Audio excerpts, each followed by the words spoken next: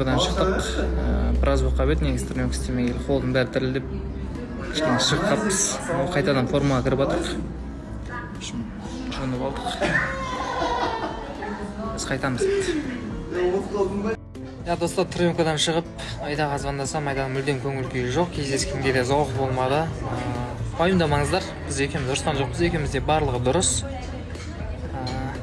Өзінің бір проблемаларын айтты.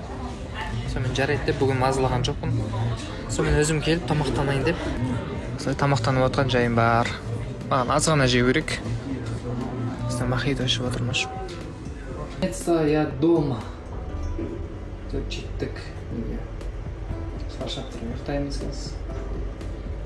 Тренировкада киімдердің барлығын реттестіреміз. Сонымен өзімізде жуынамыз да и спать, короче.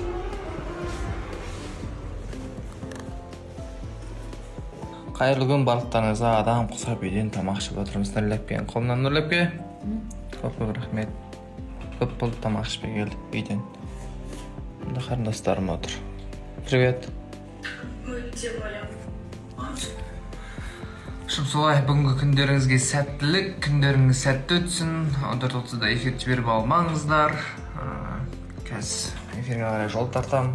Кеше шүкір тренировканы бастадым кеше. Кішкене аптан шығып қалыппын.